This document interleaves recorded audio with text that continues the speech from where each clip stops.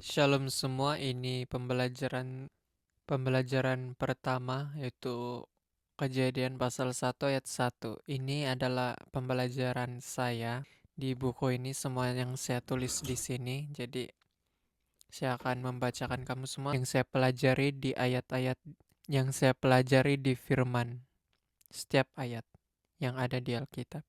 Jadi tajuk besar Allah menciptakan langit dan bumi serta isinya. Pasal 1 ayat 1 hingga 2. Oke, ini baiklah, inilah permulaan semuanya Tuhan menciptakan. Itu mulanya Allah menciptakan langit dan bumi di ayat 1 dan ayat 2.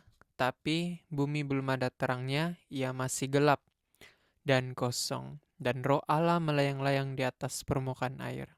Dan di ayat 3 hingga 4, Allah berfirman, "Jadilah terang," dan ia melihat itu baik, dan dia pisahkan terang itu pagi dan gelap itu malam.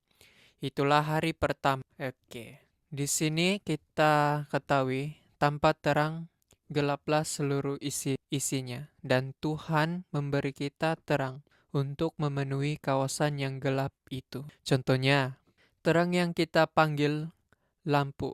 Ya, lampu nih sekarang menerangi wajah saya. Jadi terang yang kita panggil ya, cahaya di telepon ya. Tanpa terang semuanya tidak kelihatan. Dan begitu juga gelap. Ada gelapnya untuk memenuhi kawasan yang gelap. Jadi contohnya ya, bayang-bayang kita lah yang di belakang kita ini. Yang belakang saya. Jadi itu bayang-bayang ada di buku dan di mana-mana pun. Untuk melihat sesuatu itu, ya cantik lah kalau terang dan gelap itu digabungkan menjadi satu, itu cantik sekali dilihat lah di mata kita secara manusia. Ya, sangat cantik. Itu mata fisikal kita yang sekarang ini. Takkan terang lah semua kan. Jadi kita buta lah ini kalau terlampau terang semua, tiada gelapnya. Macam sekarang ini. Jadi kita perlukan itu terang dan gelap untuk menerangi. Ya, begitulah firman ini. Banyak boleh kita kaitkan dalam hidup kita, sebab ini berhubung dengan kehidupan kita seharian yang setiap hari yang kita lalui. Begitulah. Jadi terang ini juga dapat dikaitkan dengan terang kemuliaan Allah dan terang kehidupan, dan setiap itu boleh dimengertikan oleh Roh Kudus yang menolong kita. Apa kita pelajari dari Alkitab, setiap firman yang disampaikan dikotbahkan. Hamba Tuhan di luar sana, contoh yang saya baru-baru dengar ini, Pendeta Philip Mentova yang dia ada di Indonesia, juga Debbie Basir, juga banyaklah yang saya tahu, yang saya dengar. Dan situ dapat kita diberi pengertian apa yang diorang khotbahkan, dan itu menjadi pelajaran kita, menjadi apa pengajaran kita untuk menambahkan kita punya knowledge, kita punya pengertian akan spiritual, alam roh, akan segala yang ada di dunia ini maupun alam roh.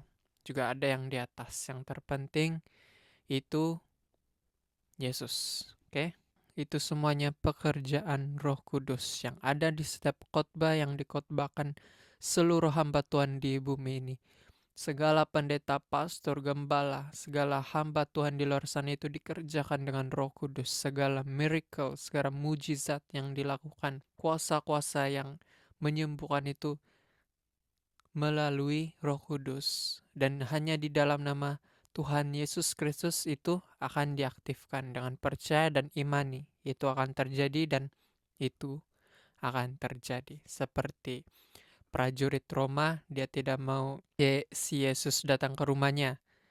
Tapi dia cakap saja bahwa kalau Tuhan cakap begitu, dia akan sembuh dan dia akan sembuh. Dan itulah Yesus katakan, iman dia besar dari semua yang ada di situ. Jadi bergembiralah kamu semua, bersukacitalah dengan iman yang sebesar kecil, begitu biji kecil itu boleh menggerakkan gunung. Jadi kita seluruh yang mendengar sini, semua yang mendengar sini, kita mesti ada iman itu.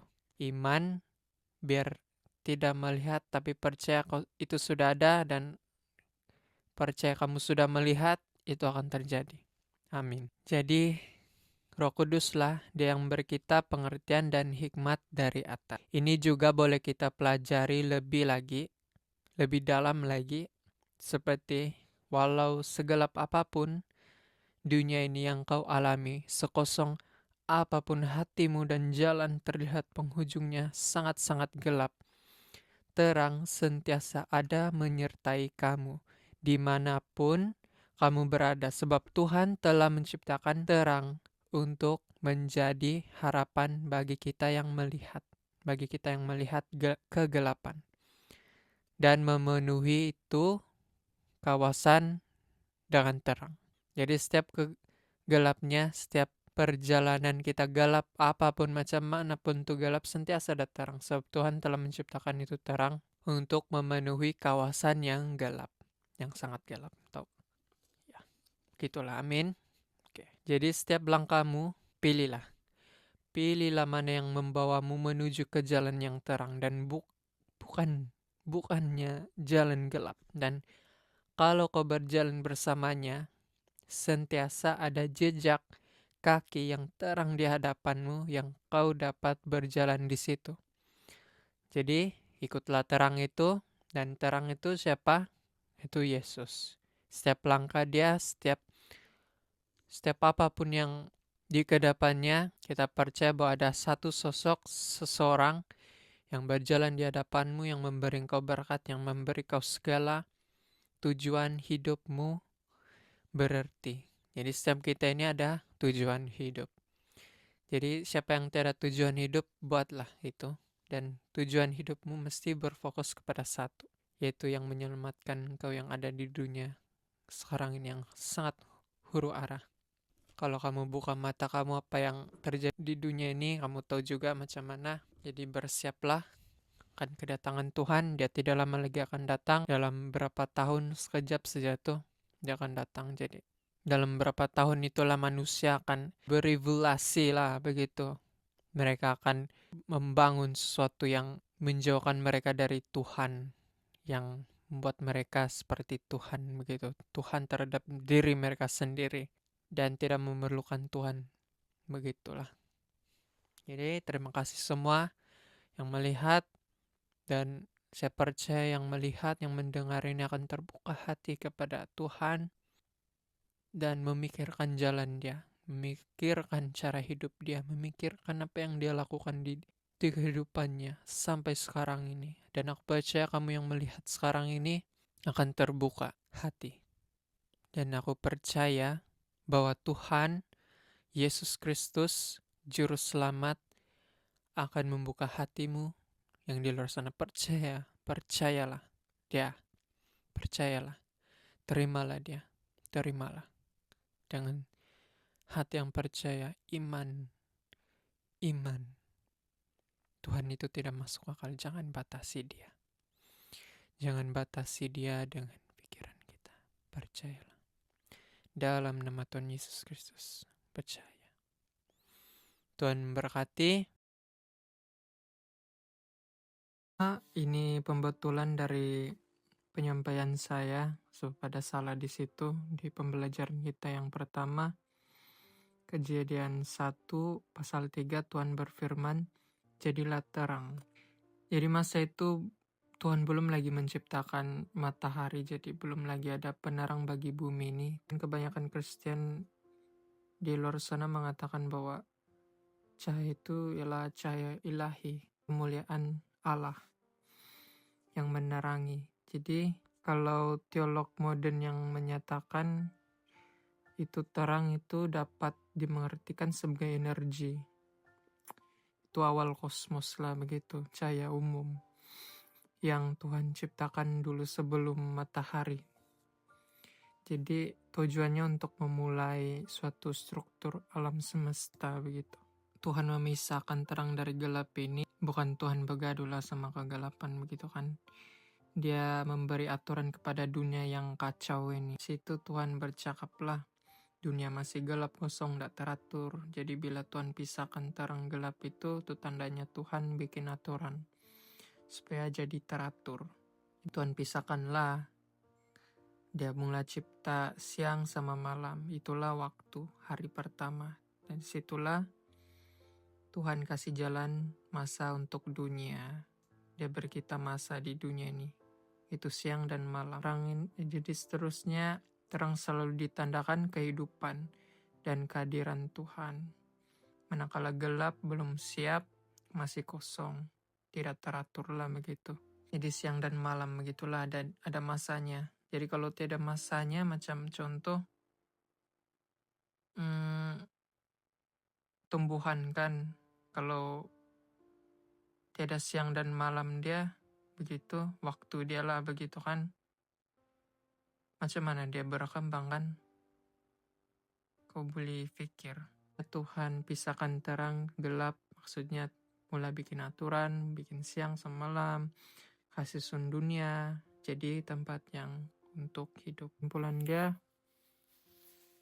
beginilah ajaran kita Kristen. Terang dalam Kejadian 1 ialah terang ciptaan.